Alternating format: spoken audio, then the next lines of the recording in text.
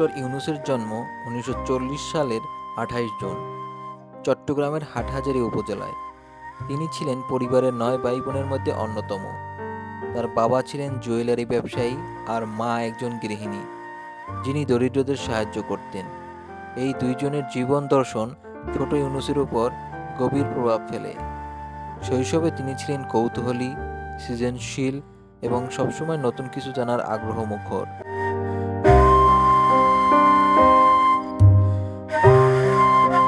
তিনি Chittagong collegiate school থেকে মাধ্যমিক এবং পরে চট্টগ্রাম কলেজ থেকে উচ্চ মাধ্যমিক পাশ করেন। এরপর ঢাকা বিশ্ববিদ্যালয় থেকে অর্থনীতিতে স্নাতক ও স্নাতকোত্তর সম্পন্ন করেন। তারপরে তিনি ফুলব্রাইট স্কলারশিপ নিয়ে আমেরিকার ভান্ডারবিল্ট ইউনিভার্সিটিতে যান এবং অর্থনীতিতে পিএইচডি ডিগ্রি অর্জন করেন।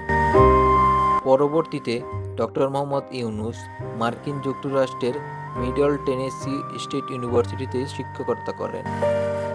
কিন্তু ১৯৭১ সালে বাংলাদেশের মুক্তিযুদ্ধ শুরু হলে তিনি চাকরি ছেড়ে দেন এবং মুক্তিযুদ্ধের পক্ষে কাজ শুরু করেন। ১৯৭৪ সালে বাংলাদেশে ভয়াবহ দুর্ভিক্ষ হয়। সেই সময়ে ইউনূস চট্টগ্রাম বিশ্ববিদ্যালয়ের শিক্ষক ছিলেন, কিন্তু নিজেকে অসহায় মনে হচ্ছিল। একদিন তিনি বিশ্ববিদ্যালয়ের পাশে ঝোবরা নামক একটি গ্রামে যান এবং ৪২ জন দরিদ্র মানুষের জীবনযাপন সম্পর্কে জানেন, যারা অল্প কিছু টাকার অভাবে প্রতিনিয়ত শোষিত হচ্ছেন। মাত্র ৮৫০ টাকা দিয়ে তিনি ৪২ জনকে ঋণ দেন, কোনো জামানত ছাড়াই। সবাই সেই ঋণ ফেরত দেয় সময় মতো। তখন তিনি উপলব্ধি করেন, দরিদ্রদের অর্থের অভাবে শোষণের মধ্যে পড়তে হয়, আর একটি সামান্য সুযোগ দিলেই তারা নিজের পায়ে দাঁড়াতে পারে।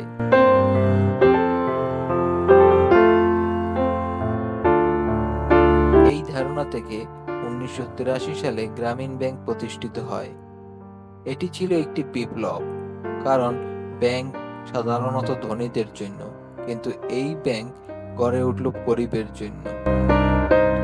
জামানত ছাড়াই ঋণ, বিশেষ করে নারীদের অগ্রাধিকার, ক্ষুদ্র পরিমাণ ঋণ, কিন্তু সুদূর প্রসারী প্রভাব। এই মডেল পরবর্তীতে বিশ্বের ১০০টিরও বেশি দেশে অনুসরণ করা হয়। ২০০৬ সালে ডক্টর মোহাম্মদ ইউনূস ও গ্রামীণ ব্যাংক যৌথভাবে নোবেল শান্তি পুরস্কার লাভ করেন। এই সম্মান শুধু তার ব্যক্তিগত অর্জন ছিল না, এটি ছিল বাংলাদেশের জন্য, দরিদ্র মানুষের জন্য এবং বিকল্প উন্নয়ন ভাবনার জন্য একটি বৈশ্বিক স্বীকৃতি। নোবেল কমিটির ভাষায় তিনি কোটি কোটি দরিদ্র মানুষের জন্য অর্থনৈতিক ও সামাজিক উন্নয়নের একটি কার্যকর পথ খুলে দিয়েছেন। ডক্টর ইউনূস বিশ্বাস করেন, দারিদ্র্য কোনো প্রাকৃতিক দুর্যোগ নয়, বরং এটি মানবসৃষ্ট সমস্যা এবং তাই এর সমাধানও সম্ভব। তার দৃষ্টিভঙ্গি ছিল খুবই মানবিক, যেখানে প্রত্যেক মানুষের আছে সম্মান, সম্ভাবনা ও স্বপ্ন।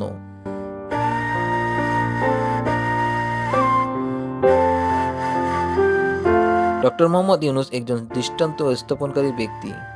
তিনি দেখিয়েছেন যে অর্থনীতি শুধু বইয়ের বিষয় নয়, বরং এটি হতে পারে দরিদ্র মানুষের মুক্তির হাতিয়ার।